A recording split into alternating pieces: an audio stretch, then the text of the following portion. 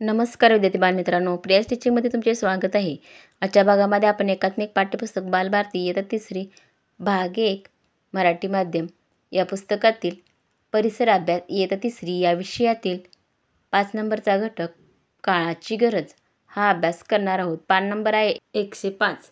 पुढे जाण्या अगोदर आमच्या चॅनलला लाईक, शेअर, सबस्क्राईब करा आणि बेल आयकॉन दाबायला विसरू नका, म्हणजे पुढच्या भागाचे नोटिफिकेशन तुम्हाला मिळत जातील. तर बालमित्रांनो, तुम्हाला काळ माहीत आहेत का? काळ म्हणजे काय?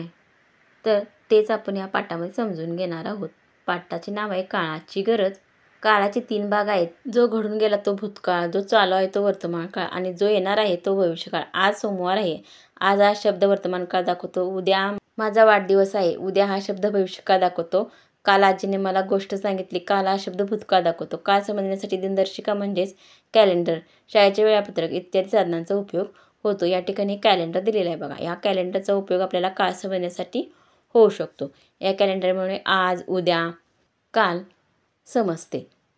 म्हणजे आज कोणता वार होता, काल कोणती तारीख होती, उद्या कोणती तारीख असणार आहे, कोणता वार असणार आहे, मागच्या वर्षी कोणते साल चालू होते, यावर्षी कोणते चालू आहे, पुढच्या वर्षी कोणते असणार आहे, या सर्व बाबी कॅलेंडरमुळे समजतात. दिनदर्शिकेचा उपयोग आपण कोणकोणत्या कामासाठी करतो, तर आत्ताच आपण बोललो. वार, तारीख आणि वर्ष समजण्यासाठी. दिनदर्शिकाचे पान तुम्ही केव्हा आणि का बदलता? महिना संपला की आपण दिनदर्शिकेचे पान बदलतो. दिनदर्शिकेतील अंक काय सांगतात? तर दिनदर्शिकेतील अंक तारीख सांगतात.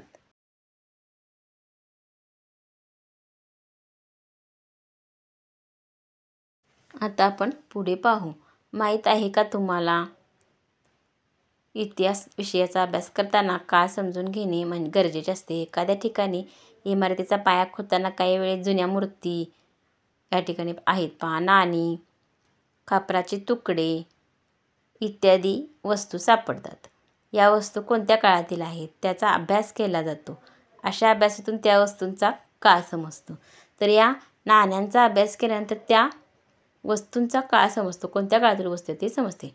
जरा डोके चालवा. आजचे वर्तमानपत्र दुसऱ्या दिवशी जुने होते, परंतु एखादी गोष्ट आठवली नाही तर आपण पुन्हा जुने वर्तमानपत्र शोधून त्यातून पाहिजे असलेली माहिती मिळवतो. म्हणजेच आजचे वर्तमानपत्र उद्या इतिहास सांगणारे महत्त्वाचे साधन असते. सांगा पाहू, काळ मोजण्यासाठी कोणत्या साधनांचा वापर करता येतो? या ठिकाणी साधने दिलेली आहेत. काळ समजण्यासाठी आपण त्याचे विभाजन करताना सेकंद, मिनिट, तास, दिवस, रात्र, पंधरवडा, महिना, वर्ष अशा प्रकारे करतो. असा काळ आपणास मोजता येतो. घटिकापत्र, घड्याळ, दिनदर्शिका ही काळ मोजण्याची साधने आहेत. समजलं बालमित्रांनो? माहीत आहे का तुम्हाला 14व्या शतकात युरोपमध्ये वाळूच्या घड्याळाचा उपयोग होऊ लागला. यात एका लाकडी चौकटीत एकमेकांना जोडलेली काचेची 2 भांडे असत. त्या भांड्यांना एका भांड्यातील बाजू दुसऱ्या भांड्यात जाऊ शकेल अशी छिद्रे असत. एका भांड्यात बारीक कोरडी वाळू घालून त्या भांड्याच्या छिद्रावाटे ती सर्व वाळू एका तासात खालच्या भांड्यात येईल अशी रचना केलेली आहे. सर्व वाळू खालच्या भांड्यात पडल्याबरोबर लगेच घड्याळ उलटे केले जाते. अशा प्रकारे 1 तासाचा कालखंड मोजता येत असे. इथे पहा, हे घड्याळ इथे दिलेले आहे. तर ही घड्याळे भारतात देखील वापरली जात होती. करून पहा. भूतकाळातील आणि वर्तमान काळातील छायाचित्रे खाली दिलेल्या चौकटीत चिटकवा. भविष्यकाळाच्या चौकटीत तुम्ही 20 वर्षांनंतर कसे असाल याचे कल्पनाचित्र काढा. तर लहानपणीचा आपला एक फोटो पहिल्या चौकटीत लावायचा आहे. दुसऱ्या चौकटीत सध्या तुम्ही कसे दिसता आणि तिसऱ्या चौकटीत तुम्ही 20 वर्षांनंतर कसे दिसाल याचे छायाचित्र लावायचं आहे. म्हणजेच भूतकाळ, वर्तमान काळ आणि भविष्यकाळ कळेल. सांगा पाहू, आपण काळाचे भाग वेगवेगळ्या पद्धतीने का पाडतो? व्यवहाराच्या सोयीसाठी आपण काळाचे भाग वेगवेगळ्या पद्धतीने पाडत असतो. उदाहरणार्थ, आत्ता, थोड्या वेळापूर्वी, थोड्या वेळानंतर किंवा आज, काल, उद्या या शब्दाचा उपयोग करताना आपण नकळत मनातल्या मनात काळ मोजत असतो. समजलं बालमित्रांनो? अशा प्रकारे आपण काळ व्यवहारासाठी देखील काळाचा आपल्याला उपयोग होत असतो. आपण काय शिकलो ते आता पाहू. व्यवहाराच्या सोयीसाठी आपण काळाचे भाग पाडतो. आता, थोड्या वेळापूर्वी किंवा नंतर असे शब्द वापरताना आपण नकळत काळ मोजत असतो. काळ समजण्यासाठी घड्याळ, दिनदर्शिका, शाळेचे वेळापत्रक इत्यादी साधनांचा उपयोग आपण करत असतो. काळाचे विभाजन करताना सेकंद, मिनिट, तास, दिवस, रात्र, आठवडा, पंधरवडा, महिना, वर्ष असे भाग करतात. जुन्या वस्तू किंवा इमारती, नाणी, मूर्ती, खापराचे तुकडे किंवा परिसरातील ऐतिहासिक वास्तूमुळे काळाची समज येते. गावाचा परिसराचा इतिहास समजण्यास त्यामुळे मदत होते. समजलं बालमित्रांनो? काळाची गरज आपल्याला का असते ते? स्वाध्याय पाहू.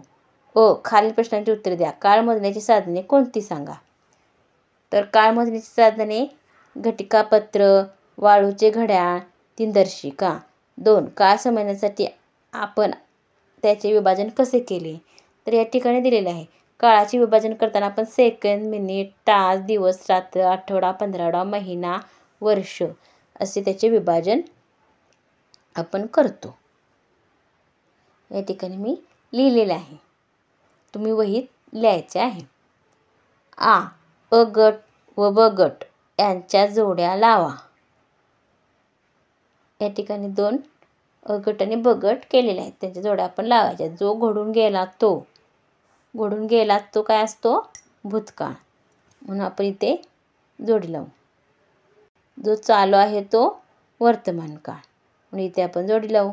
जो येणार आहे तो भविष्यकाळी आपण शिकलेलो आहे. अशा पद्धतीने तुम्ही जोड्या लावायच्या आहेत. उपक्रम.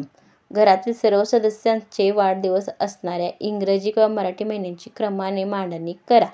तुम्ही घरातील सर्व सदस्यांचे वाढदिवस असणाऱ्या इंग्रजी व मराठी महिन्याची क्रमाने मांडणी करून ठेवायची.